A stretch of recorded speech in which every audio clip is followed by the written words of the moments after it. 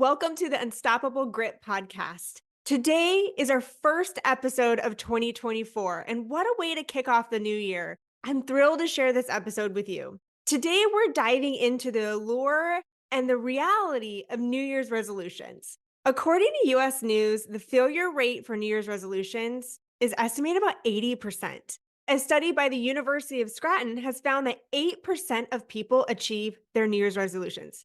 That's only 8%. Today, we're diving into how to set and achieve New Year's resolutions, but we have a different take on it because our goal is to aim to be that 8% in 2024. Before we dive into today's episode, I'm excited to share some news with you. My book, Unstoppable Grit, within its first week of release, hit the bestseller list. It hit the bestseller list in a couple categories, including women in business and job hunting, career development. And it hit the new release top 3 within women in business and job hunting, and the top new release for motivational self-help. This is such an achievement, and I'm so excited to share this news with you. What I'm most excited about is the feedback that I'm hearing from readers. Readers are sharing that this book is transformative in their life. They've said they've been able to read it within a couple days and have found that the practical advice has helped them in accelerating their career, setting themselves up for success for 2024, and helping them learn the tools and strategies so that they can prevent burnout and overcome it. What I'm excited about is to hear what all of you think of the book. Unstoppable Grit is available on Amazon for pre-order. Now, it doesn't ship until February 21st. However, I've got some exciting incentives when you pre-order and some giveaways. When you pre-order one book, you receive an advanced copy of chapter 1 and a goal setting guide, which is valued at $15, which basically is the price of the book. When you order a copy for yourself and one for a friend, you also receive the Break the Burnout Cycle workbook, which that total value is $40. Now, if you decide to do a book club, this is really exciting. When you order 10 copies or more, you also receive the Unstoppable Success Master Course. So a lot of the principles that I teach in the book, there's activities and exercises throughout the book, but you'll also have the complements of the master course. So you'll be able to see recordings and take the course and also have additional workbooks to support and applying all the tools that I share in the book. Again, my goal is that with this book, there's transformation that happens within your life. If you're leading a team or you work for an organization where you want to provide your employees with the practical advice, tools, and strategies to transform their life, when you purchase over 150 copies, then there's also some extra incentives. So reach out to me today. I'll go ahead and include the contact information in the show notes. Becoming a best-selling author is a testament to the power of the principles that we're going to discuss in today's episode. When I started writing the book, I envisioned myself becoming a bestseller. In fact, it's actually something that I put on my vision board. And it's something that I looked at every single day, anytime that I was feeling overwhelmed or exhausted or second guessing writing the book. I poured my heart and soul into this book. It was 20 hours a week on average that I was writing for a year and a half, on top of running a business and serving my clients, and also being a mom to twin boys and being a military spouse, where majority of the time I am the primary caretaker of our kids because my husband works a lot. So there was a lot of heart and time and effort poured into this book. And when I envisioned myself writing the book, I envisioned being the best-selling author. And while the title was something that I strived for, what really comes with that title is when you become a best-selling author, it means that a lot of people find value in your book and they're encouraging other people to purchase it as well. So that's what the correlation meant for me and why I wanted to achieve it. Because at the end of the day, I think about what do I want my legacy to be on this world when that time comes and people are celebrating my life, and that is making an impact. And I'm excited to share that the book is a best-selling book in many categories, and we're just at the beginning. This was only within the first week of its release. So definitely you want to pick up your copy.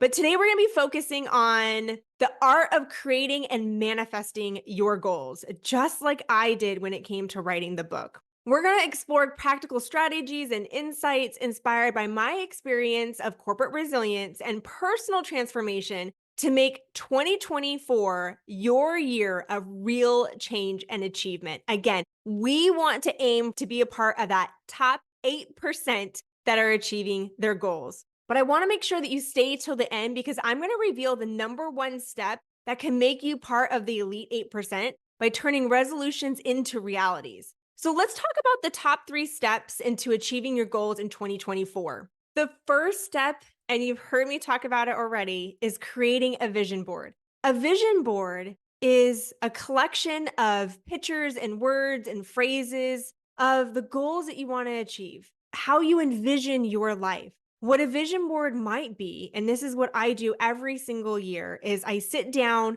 with either my friends or my husband or even my kids as well. We're starting to get into creating vision boards. And I will cut out a bunch of magazines and cut out and print out images from the computer and create a vision board of images. It could be phrases, words, and pictures. So if there's a particular location that you want to visit, for me, it's Capri, Italy has always been on my vision board. And so that is an area that I want to visit, just waiting till the military allows us. Then health related. For me, it was working out 3 times a week on my Peloton and having that encouragement. It could be financial goals that you have, paying off a house, paying off debt, having a certain amount in savings. Possibly it's time with your family. Maybe it's particular vacations that you want to go on, spending more time with your friends. Maybe there's some career goals that you have, either getting promoted, going for a raise, or getting additional certifications or skill sets that you want to also learn as well. A vision board is a great way of manifesting what you want. I love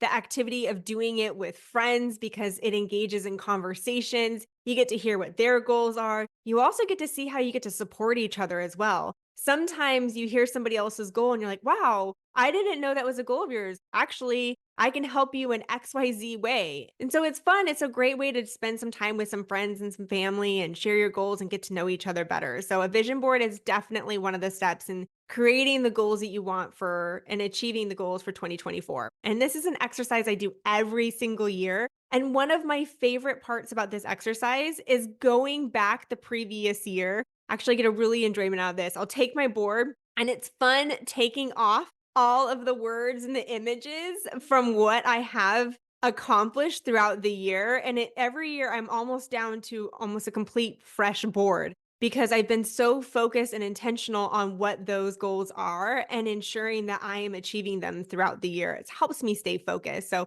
absolutely recommend a vision board. Do it with your friends and family. It's so exciting and fun to do. The second is creating goals. Now, I have a framework for creating goals. There are SMART goals. Those are the specific, measurable, attainable, relevant, and time bound. However, I take a little bit different approach on this. And the reason being is when I think about achieving goals, it's not just about achieving the goal that you want, but it's envisioning who you get to be when you achieve that goal. The framework for the goals is the Cobo framework for goal setting. Starts with C. Envision what is a courageous goal that you have that you want to achieve. Perhaps it's starting a new business, growing your existing business within a certain revenue, perhaps getting a new job or a promotion. What is that courageous goal that you have? And when you're thinking of what that goal is, stretch yourself beyond your comfort zone. I want you to think big, attainable, but also big. The C, that's the courageous goal.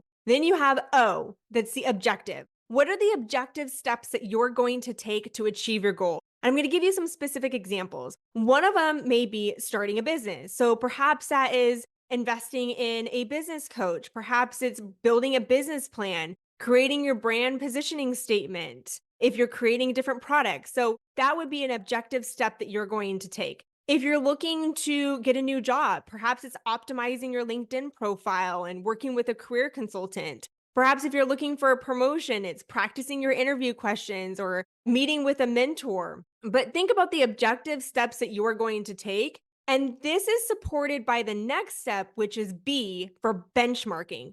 Benchmarking is a way that you get to progress and measure the progress of you achieving your goal. So if your goal is to start a business, then put together some specific timelines of when you're going to get your LLC, when you're going to open up your bank account, when you're going to work with a business coach on developing a business plan. Put some specific time-bound times on when you're going to be accomplishing each of those objective steps so that you can monitor your progress. If you're looking for a new job or to get promoted, then the objective step that you're going to take is to optimize your LinkedIn profile. Now, benchmarking might look like meeting with a career consultant and discussing ways to optimize your LinkedIn profile for SEO, looking at different strategies to build brand awareness, looking for different strategies on connecting with recruiters and hiring managers so that you are optimizing your time and getting the results that you want faster. Perhaps it is if you're looking for starting a business, then maybe your benchmark goal is a specific time and date that you're going to build your business plan or bring on a consultant, or maybe you're going to be meeting with a consultant every other week. What I've found from starting a business and what I found through my own career, becoming one of the youngest people in our company when I first started my career at 23 in medical sales. When it came to being the youngest region manager for a Fortune 500 company at the age of 30, and when it came to building a successful business, is I always had either a mentor or I've invested in coaching in myself. And the reason being is I've always aligned myself with people who have had the success that I want to achieve, and I want to learn from them so that I know what strategies work and what don't. So that's one of the reasons why you'll hear me often talk about investing in myself. And I suggest investing in yourself because I've seen firsthand the benefits when somebody is guiding us through the process. The next is, so you've got your courageous goal, the objective steps that you're going to take, you're going to benchmark the progress, then you're going to look at the opportunities. And this is my favorite part about goal setting is the envisioning of the opportunities that are going to come about when you achieve your goal, because that's who you get to be when you achieve the goal. So if your particular goal is to start a business, then maybe it's an additional revenue stream for your family. And what that possibly means is maybe more freedom because you're getting out of debt. And perhaps it means you leave the corporate world and you have more control over your time because you are now a business owner. Or perhaps you're looking for a new job or a promotion and you get to envision the opportunities from you taking the steps of working with a career consultant and optimizing your LinkedIn profile and investing in new skills. That's going to open up the doors for additional raise, which is then going to give you some more freedom, which is going to give you some more opportunities to take vacations with your family. Whatever it is, I always like to incorporate the envisioning piece because that's what keeps the motivation going when the time gets tough. The objective steps and benchmarking, while they're very important and valuable because they're specific as to how you're going to achieve your goal, the steps that you're going to take, and how you're going to monitor your progress, envisioning the opportunities is what is fun about goal setting. And that is what really helps us stay motivated throughout the process. Now, these steps are not just theories, these are the backbone of how I have achieved my own goals, from leading a top sales team to publishing a best-selling book. So I share this with you because I'm a firm believer and I've seen firsthand how creating a vision board and creating Kobo goals has helped me achieve the success that I have achieved, as well as my clients. Now let's talk about that third step. So let's talk about the powerful yet simple concept of redefining your year by choosing one word. John Gordon, author of One Word That Will Change Your Life, who is also an endorser of my book, Unstoppable Grit, talked about the concept of finding a word that gives you meaning, passion, mission, and purpose. The one word helps you focus on what matters most. And here's how you can find your word. First, reflect on the year past and think about the upcoming one. Ask yourself what one word will give you meaning, purpose, and focus. Write down your thoughts and don't skip this step because this step is really important in achieving your goals for 2024 and being among that elite 8%. You'll be amazed how one word can guide and transform your year. And this is a practice that I've also incorporated into my life for the past couple of years. And I found it to be helpful in being in alignment with my vision by being hyper focused on what is important to me and alignment with my core values as well. So my one word for 2024 is intention. And living with intention means deliberately choosing how to spend our time and where to direct our energy. It's about reducing burnout, deepening connections, and achieving aspirations. The number one question I always get asked is, How do you run a business, be a mom to twins, be a military spouse, write a book? And I've come to realize that being intentional with my time has always benefited me in preventing burnout. And the times if I do have burnout, going back to intention has always benefited my life and has helped me achieve the goals that I've achieved over the years. So my word for 2024 is intention. But I'm going to give you 10 specific ways to embody the spirit of intentionality in your daily life, professionally and personally. The first one, and this is the most important to me, prioritizing family time. Being intentional about carving out moments for your loved one, it strengthens the bonds and keeps us grounded. When my husband was deployed in 2019, I was very intentional about how I spent my time. One of them being, it was important to me that even though I was going to be traveling a lot for work, I was leading a team for a Fortune 500 company. My region spanned over 5 states, and I was traveling every single week by plane. I had 9 reps across 5 states. And I was very fortunate. We had a full time nanny that supported us. Also, I was intentional. That was important to me that there was consistency in my kid's life. And I had my mother-in-law who would come over and spend the night once a week. So very, very fortunate. I know that's not the case for everybody, but she helped me as well. And then there was times where I flew my parents out to help. So they were always either with a nanny, the times that I did travel, or they were always with family. And I look back at that time and I'm so grateful because my kids have such a unique and special bond with who they call BB and Papa.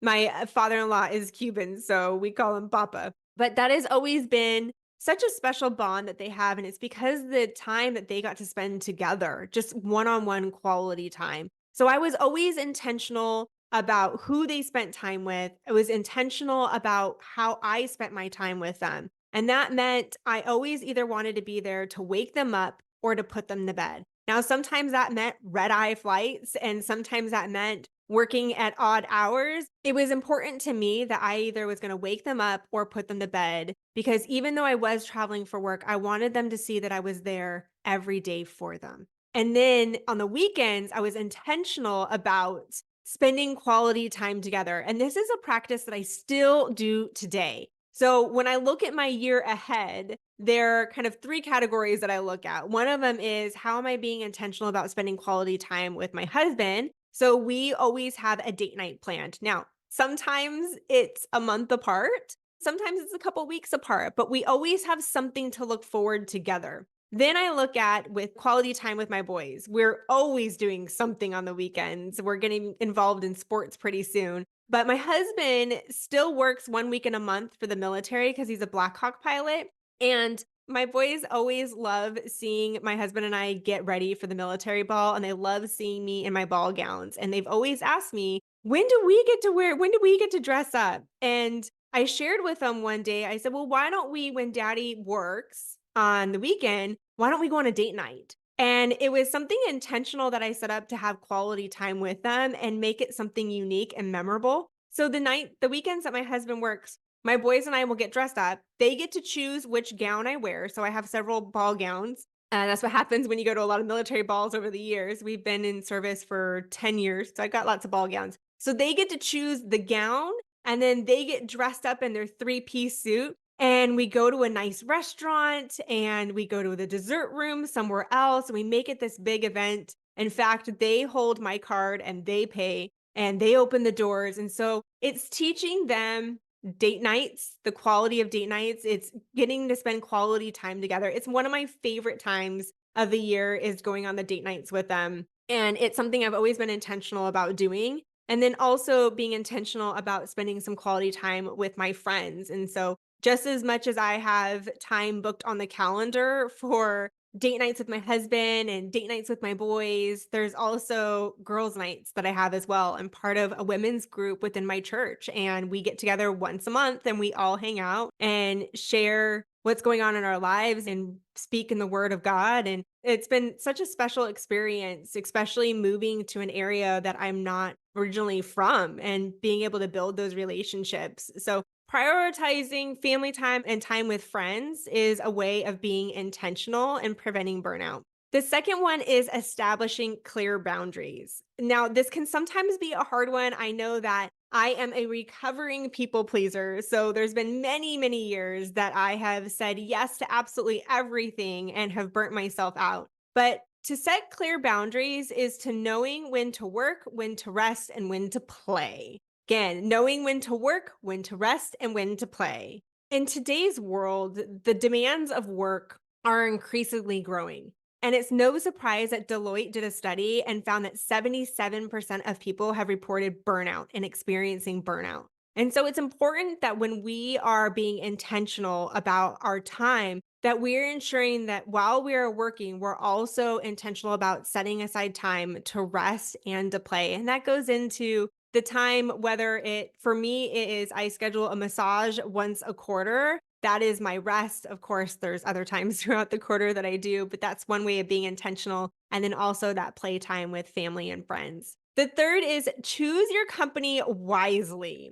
So surround yourself with positive influence and distance yourself from negativity. The other day, I was in a room and there was a particular person that just was having a bad day. And what I've experienced is in that situation, their negativity started to flow into everybody else. They say that when you're driving a car and you get road rage, that road rage fills up the car, and anybody that's in the car absorbs it as well. And so when we're thinking about our own mental health and we're thinking about what's the best way to achieve our goals, that's going to be choosing the company that we are around wisely and ensuring that we are limiting our interactions with negative people. The fourth is begin with your top priorities. Each day, identify and focus on top 3 priorities for balanced progress. This has been a step that has really helped create intention in helping me with time management and being focused. So I have a workbook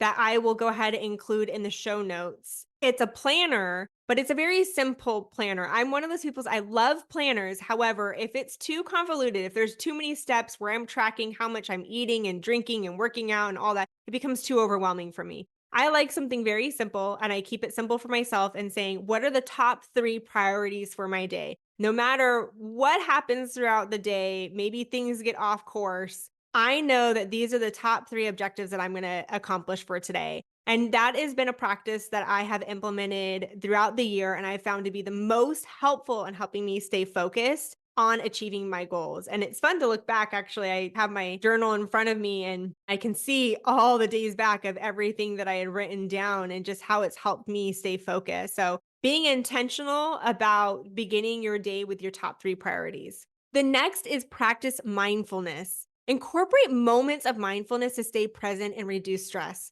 We live in a world where there's objects that are constantly vying for our attention, whether it's our phone, social media, business meetings, conference calls, emails, whatever it is, family, kids, friends. It's important that we are taking moments to sit in silence and be present in the moment. I don't know about you, but I often find that my best ideas always come when I'm taking a shower. That's actually when I come up with most of my writing ideas on what I'm going to be writing about because I write every single day. And I found that one of the reasons why is because I'm not distracted by anything else. I'm just in my thoughts and in the moment. So practicing mindfulness is one way of being intentional about preventing burnout. The next is cultivate gratitude. Research shows that when we focus on what we have versus what we don't have, we actually live happier lives. So focusing in on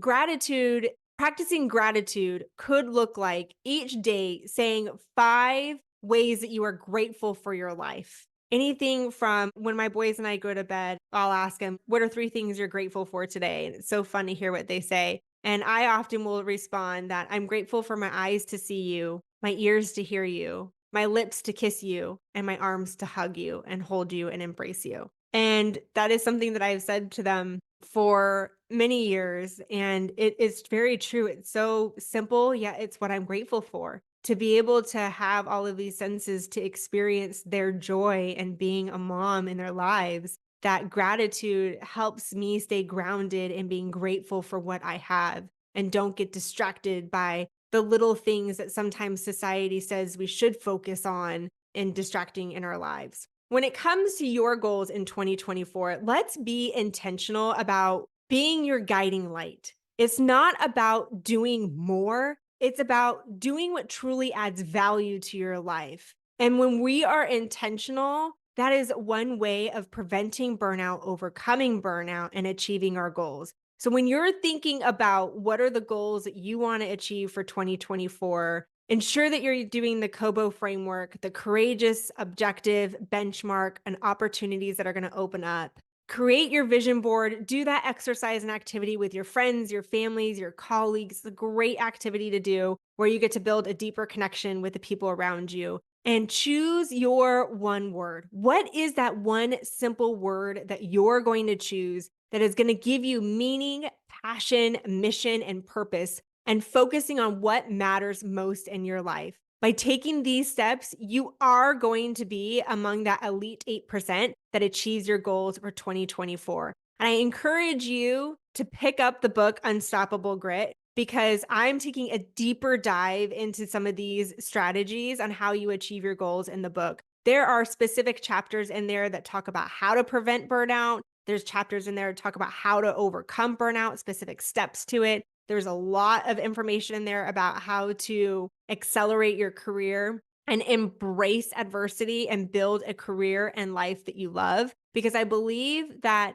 the demands of life is not about surviving, it's finding ways and thriving. And this is your opportunity to write the success story that you are destined to be. So thanks for tuning in. And until next week, be unstoppable. And I cannot wait to hear what you think of the book and hearing about what you've implemented in your life that is transforming your life for the better.